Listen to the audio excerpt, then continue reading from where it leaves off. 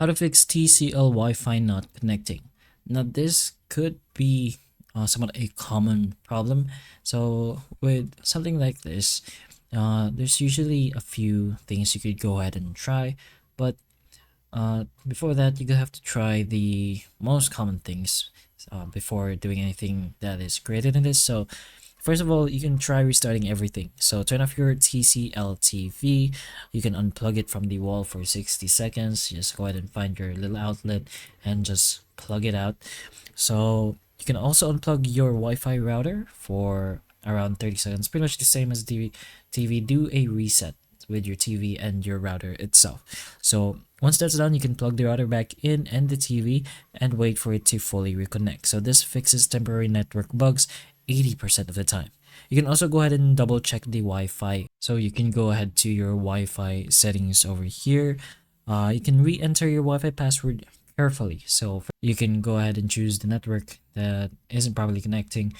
Go ahead and enter its settings and press on forget network, then just try re-entering the password. You can also go ahead and make sure your router is closer to the TV itself. So this could fix potential errors, not really errors, but make your internet connection much more stable.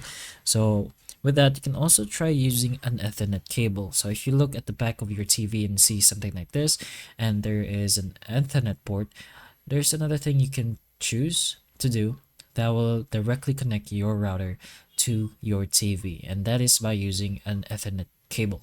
So this Ethernet cable will directly connect to the back of your TV, which should just be this Ethernet port over here, and the other end of the Ethernet cable will directly go to the Ethernet port of the router itself.